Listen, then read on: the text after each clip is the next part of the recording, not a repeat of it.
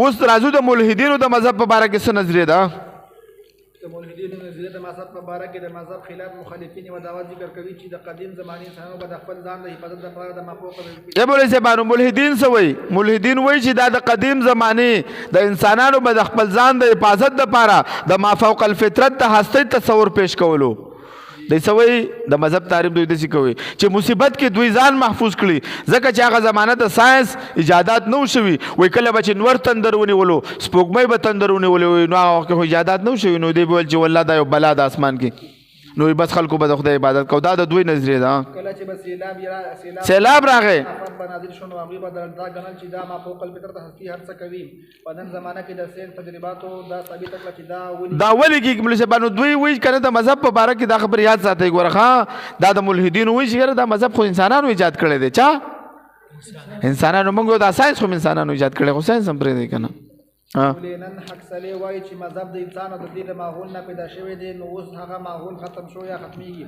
دا وایي چې د خدای جل جلاله د افاضل په آخري مقام کې دی مزید ترقي نشي کولی مافوق الفطرت طاقتونه په حاصل کې د مذهب د بوج او چتولو د دا حق سلی څه وایي؟ د مخکې هم د ده عبارتونه موږ پیش کړي دا وایي دا د انسان د ماحول نه پیدا شوی مذهب نه. مذهب ما ته د ژوند تېرولو اصول ذکر کړي دي. ما د چې ډاکن ته پرون دا لیکل وکړه که نه ما ورته ویلې چې مذهب اگر ہم مذہب کو درمیان سے نکال دے تو کس کی اصولوں پر 7-8 ارب انسان زندگی گزاریں گے. دا 8 ارب انسانان به د چا په اصولو باندې ژوند تېروي. مذهب خو موږ پابند کړي په یو معاشره کې موږ د پاره یو اصطلاحات ذکر کړي دي. موږ له د کامیابۍ معیار ذکر کړی موږ له د کامیابۍ کارونه ذکر کړي دي موږ له د ژوند مقصد بیان کړی دی. ته مذهب د مین نه وباسه. مولوي صاحبانو دوی دا خبره د دې حق سلی او د ریچارډ ډاکن او د دغه شان ډیوډ هوم او د ټولو دا غلطه ده. موږ وضاحت پې کړی و. د اشتراکي نظریې مطابق هم مذهب یو تاریخي فریب دی. البته مارکس په 1858 کې پیدا شوی دی. 1818 کې پیدا شوی 1888 کې دغه دی. د دا نظریه په کوم ځای کې نافذ کړی دا د اشتراکي نظام په روس کې لینن نافذ نه کړی دا اشتراکي نظام. بار بار زه دا وایم بار بار زه وایم د مسلمانانو اشتراکی نظام مطابق مذهب وی تاریخی فریب دی. موږ په دې باندې مکمل وضاحت وکړو چې دا لیبرالزم او دا دغه اشتراکی نظام د دې د پیدا کېدو وجوهات هم موږ ذکر کړي دي. مخکې ځه د اشتراکي نظریې مطابق هم مذهب یو تاریخي فریب دی. البته اشتراکي تعلق اشتراکي نظام ته موږ بل نظام بل نمونه ماغستی وو. چاته یاد دی؟ سوشلیزم او کمونیزم. سوشلیزم یې څه شی و؟ دا اقتصادي نظام او کمونیزم سیاسي نظام و.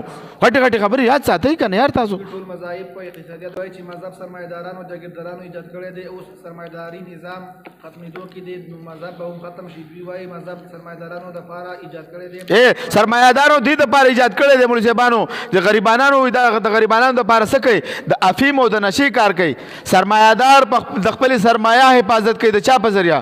د مذهب په ذریعه. ولې؟ سودي نظام دی که نه. په سودي نظام کې څه کېږي؟ غریب ورځ په ورځ غریب کېږي مالدار ورځ په ورځ مالدار کېږي. دولت د 100 کسانو په لاس کې دی.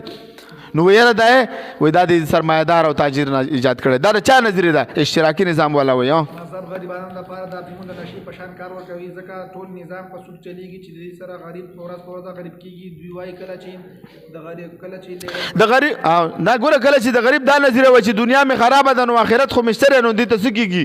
مولوي صاحبانو سرمایه‌دار ته تقویت ملاویږي. دا نه راپاسېږي د خپل حق غوښتو دپاره.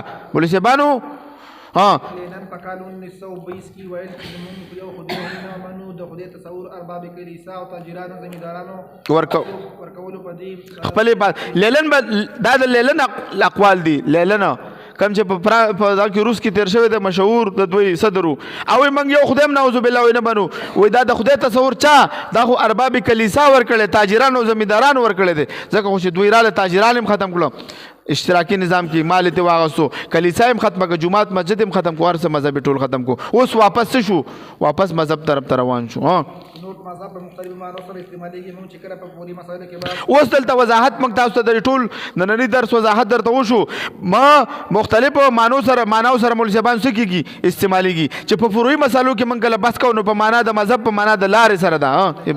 الله صلی الله علیه وسلم زموږ منزل دی او مذهب زموږ لاره ده په دې لاره باندې موږ منزل ته ځان رسوو او کله چې موږ یا بل څه بانو کچری تاسو منیر شاکر او داسې خلک را مخ کې شنو ته په مذهب تعریف ورته په معنا د لارې سره کې چې منزل زمنګ څه دی الله او رسول الله موږ په دې لاره باندې سکو ځان رسو کله چې موږ ملحدینو ته را مخامخ شو د ملحدینو سره باس کوو نو دلته مذهب تعریف داسې کوو ځان نه اوچته ای بل څه بانو د ځان نه اوچته هستی منل او د هغې اطاعت تسلیمولو ته مذهب وایي د بعضې فلسفه او پنځ بالاتر هستي هغه اوبه دي او د چا پنځ عناصر اربعه دي او بعضې مذاهبو پنځ باندې بالاتر هستی بود دی یعنی د هندوانو پنځ بود بالاتر دی او د چا پنځ اوچته هستی اور دی د هغې عبادت کوي او د چا غوا اوچته ګڼلې د عبادت کوي د چا پنځ هوا ده د اتی دی هاتي فیل سریلانکا والا د هغې عبادت کوي مولوي صاحبانو هستی د یو نه زیات ګڼلې دي او د اسلام په مذهب کې بالاتر اوچت هستی صرف یو ګڼلی شي دی چې هغه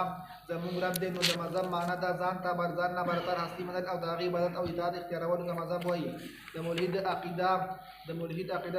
عقیده ده چې د انسان نه برتر یوه هستي هم نشته دی انسان خود مختار دی هغوی مذهب نه مني او دوی په ذهن کې دوی وایي کوم چې مذهب دی او د دې عقیده ده یعنې د ځان نه برتر هستي منل دوی وایي دا د انسان د ویرې دی بل تعریف هم کوي وایي مذهب چې دی د انسان د ویرې او د خوف د دروغو د امیدو نتیجه ده خوف په داسې طریقه انسان په دې دنیا کې ځان غیر تصور محسوس د عبارت ویوه داسې بالاتر هستی مني چې د هغې نه ویره او خوف کوي او په مشکل حالاتو کې د هغې نه ځان محفوظ کړي او کله چې انسان په مشکلاتو کې ګیر وي نو د دروغو د امیدونو په الله باندې ساتي مرکز ویلی دغه دی اشتراکي نظام والا کارر مرکز څه وایي دوی دا مذهب امیرانو باچاهانو ایجاد کړی دی د غریبانو دپاره د نشې کار کوي غریب په دې امید چې دا ژوند تېروي چې دا دنیا کې خرابه ده نو آخرت خوشتر هلته به ښه ژوند وي نو ملحد د مطلق مذهب نه څه کوي مولوي صاحبانو انکار کوي نو دغه د الحاد په باره کې عهد قدیم کې چې و مولوي صاحبانو مذهب